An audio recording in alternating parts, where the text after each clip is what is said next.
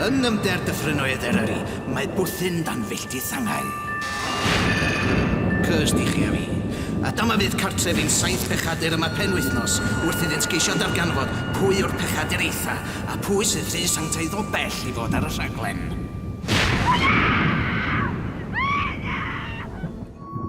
Erbyn hyn, mae y 7 pechadur wedi cyflawni 3 sialens allan o 7 yn y gobaith o gael bod y pechadur eitha ac ennill y wobr gyth.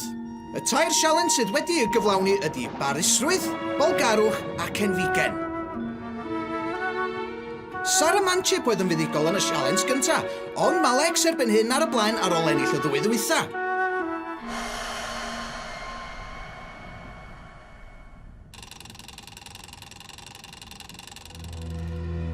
Yn ystod oria man y bora ar ôl noson fawr i'r pechaduriad, mae Glyn yn penderfynu cyflwyno y sialens nesa. Ia, diogi.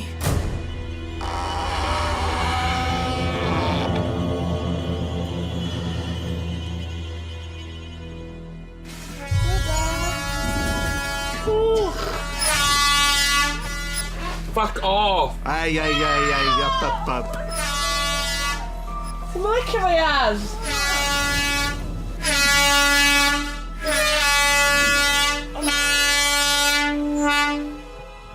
Mae'n smocio fan. Mae gen i thing arall. Diogi. Bore da, bechaduriaid. Mae yna declyn cudd yn aros i chi y tu ond y drws Pyrdan. Rhaid gwisgo'r teclyn am weddill y cyfnod, heblaw pam yn cael cawod wrth gwrs. Cariad mawr, Glyn, cysgod, angau.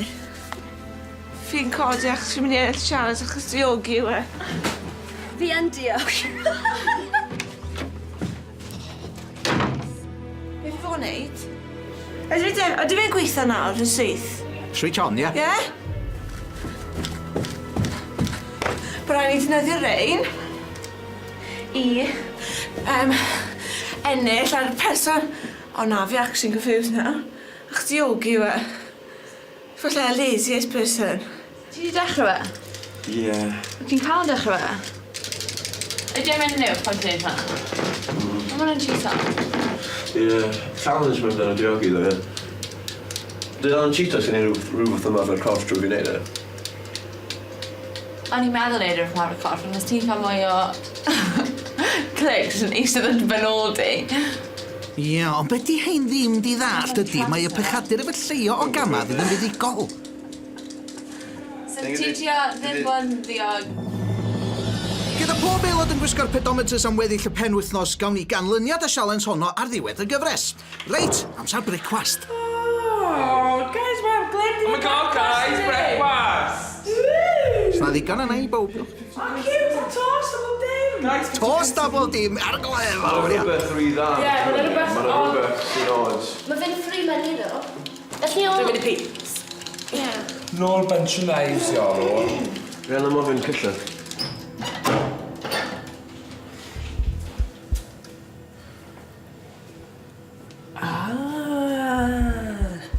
Breakfast on fresh.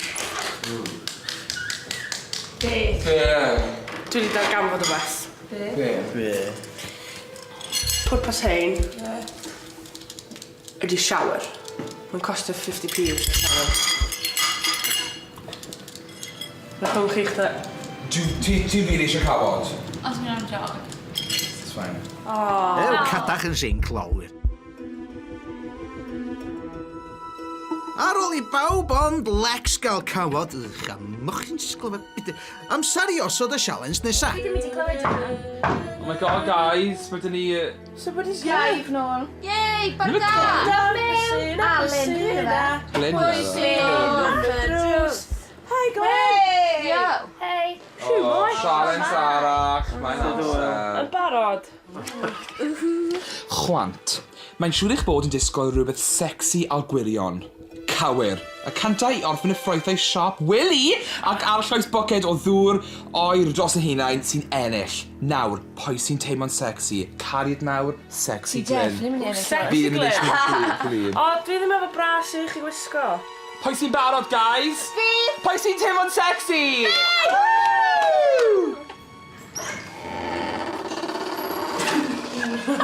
Fi dal i ddim eisiau William Davies ar y drws, man. Iolo, mae'n edrych yn pyd yn ti. Sut ti'n gwybod? Ie, morning wood ti bar yma. yma.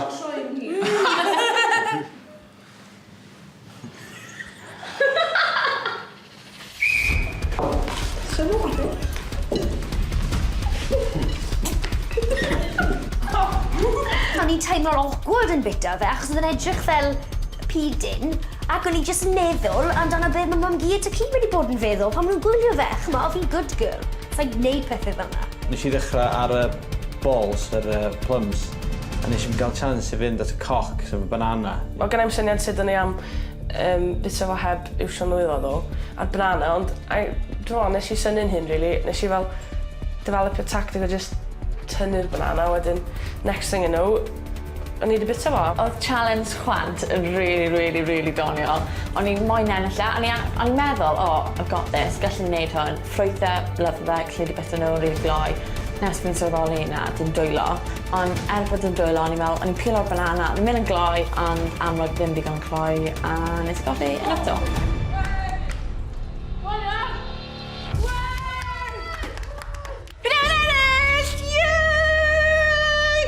Excited!